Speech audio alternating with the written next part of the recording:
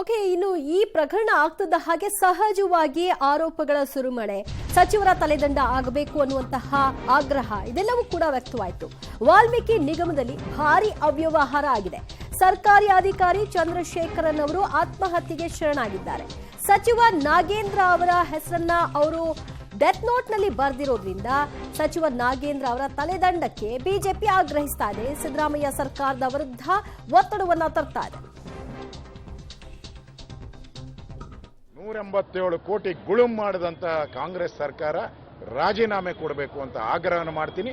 ಯಾವ ರೀತಿ ಈಶ್ವರಪ್ಪನವ್ರನ್ನ ರಾಜೀನಾಮೆ ತೆಗೆದುಕೊಂಡ್ರಿ, ಅವಾಗ ಮಾನ ಮರ್ಯಾದೆ ಇಲ್ಲ ಅಂತ ಕೇಳಿದ್ರಿ.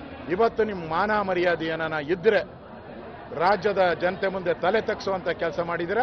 ಕೂಡಲೇ ರಾಜ್ಯ ಸರ್ಕಾರ ರಾಜೀನಾಮೆ ಕೊಡಬೇಕು, ಮಂತ್ರಿ ರಾಜೀನಾಮೆ ಕೊಡಬೇಕು ಆಗ್ರಹವನ್ನ ಮಾಡ್ತಾ ಇದ್ದೀವಿ. ಎಸ್.ಟಿ. ಡೆವಲಪ್ಮೆಂಟ್ ಕಾರ್ಪೊರೇಷನ್ ಒಬ್ಬ ಅಕೌಂಟೆಂಟ್ ಇವತ್ತು ಆತ್ಮಹತ್ಯೆ ಮಾಡಿಕೊಂಡಿದ್ದಾನೆ. ಸೂಸೈಡ್ ನೋಟಲ್ಲಿ ಕೆಲವು ಉನ್ನತ ಅಧಿಕಾರಿಗಳ ಹೆಸರನ್ನು ಉಲ್ಲೇಖ ಮಾಡಿದ್ದಾನೆ.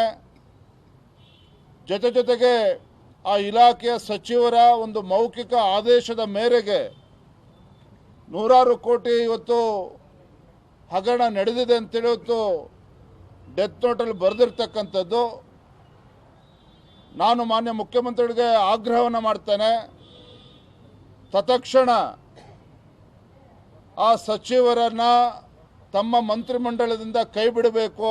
ಪರಿಶಿಷ್ಟ ಪಂಗಡಗಳ ಅಭಿವೃದ್ಧಿಗೆ ಬಳಕೆ ಆಗಬೇಕಾದಂಥ ಅದರಲ್ಲಿ ಗಂಗಾ ಕಲ್ಯಾಣ ಬೋರ್ ಕೊಡಿಸ್ಲಿಕ್ಕೆ, ಭೂ ಒಡೆತನ ಯೋಜನೆ ಅನ್ವಯ ಭೂಹೀನ ಪರಿಶಿಷ್ಟ ಪಂಗಡದ ಜನರಿಗೆ ಭೂಮಿ ಖರೀದಿಗೆ, ವಾಹನ ಖರೀದಿಗಳಿಗೆ ಬಳಕೆ ಆಗಬೇಕಾದಂಥ ಹಣ ನಕಲಿ ಖಾತೆಗೆ ಟ್ರಾನ್ಸ್ಫರ್ ಹೇಗಾಯಿತು, ಈ ನಕಲಿ ಖಾತೆಗೆ ಟ್ರಾನ್ಸ್ಫರ್ ಆಗೋದ್ರ ಹಿನ್ನೆಲೆ ಏನು, ಇದು ಎಲ್ಲರ ಸಮಗ್ರ ತನಿಖೆಯ ಅವಶ್ಯಕತೆ ಇದೆ.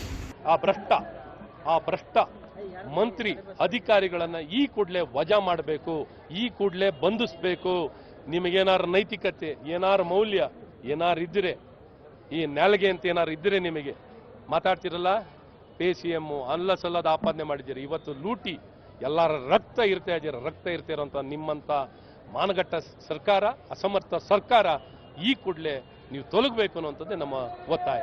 ರಾಜ್ಯ ವಾಲ್ಮೀಕಿ ನಿಗಮದ ಅಧೀಕ್ಷಕ ಚಂದ್ರಶೇಖರನ್ ಅನ್ನುವಂಥವರು ನಿನ್ನೆ ಶಿವಮೊಗ್ಗದಲ್ಲಿ ಆತ್ಮಹತ್ಯೆಗೆ ಶರಣಾಗಿದ್ದಾರೆ.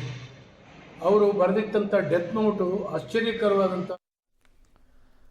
ಬಿಜೆಪಿ ಹೇಳ್ತಾ ಇರೋ ರೀತಿಯಲ್ಲಿ ಗೋಲ್ಮಾಲ್ ಆಗ್ಬಿಟ್ಟಿದೆ ಅಂತಲ್ಲ. 187 ಕೋಟಿಯಲ್ಲಿ 88 ಕೋಟಿ ಏನು ಟ್ರಾನ್ಸ್ಫರ್ ಮಾಡ್ಕೊಂಡಿದ್ರೆ ಅದು ಅಮೌಂಟ್ ಇದೆ.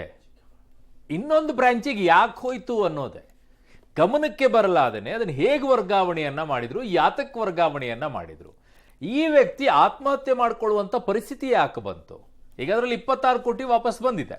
ಇನ್ನುಳಿದಂತ ಅಮೌಂಟ್ ಅನ್ನ ಟ್ರಾನ್ಸ್ಫರ್ ಮಾಡಬೇಕು. ಕಾರಣ 4 ಹಂತದಲ್ಲಿ 88 ಕೋಟಿ ಟ್ರಾನ್ಸ್ಫರ್ ಆಗಿರುವಂತದನ್ನ ಹೇಳಿದ್ದಾರೆ.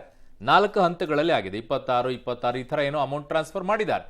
ಅದರಲ್ಲಿ 26 ಬಂದಿದೆ. ಇನ್ನುಳಿದಂತ ಅಮೌಂಟ್ ಬರಬೇಕು. ಯಾತಕ್ಕೋಸ್ಕರ ಟ್ರಾನ್ಸ್ಫರ್ ಮಾಡಿದ್ರು, ಎಲ್ಲಿಗೆ ಹೋಯ್ತು ಅಮೌಂಟು? ಒಂದು ಬ್ರಾಂಚ್ ಕಳಿಸಿದ್ರು. ಯಾರು ಇದೇ ಇರೋದು, ದುಡ್ಡು ಎಲ್ಲೂ ಹೋಗಿಲ್ಲ. ಯಾರೋ ತಿಂದುಬಿಟ್ರು, ಗೋಲ್ಮಾಲ್ ಆಯ್ತು ಅಂತಲ್ಲ. ಬಟ್ ಯಾಕೆ ವರ್ಗಾವಣೆ ಆಯ್ತು ಅನ್ನೋದೇ ಮೂಲವಾಗಿರುವಂಥ ಪ್ರಶ್ನೆಗೆ ಉತ್ತರ ಬೇಕಾಗಿದೆ. ಆಮೇಲೆ ಮಾಡಿದಂಥವ್ರಿಗೆ ಯಾಕಿನ್ನೂ ಶಿಕ್ಷೆ ಕೊಟ್ಟಿಲ್ಲ ಅಂತ.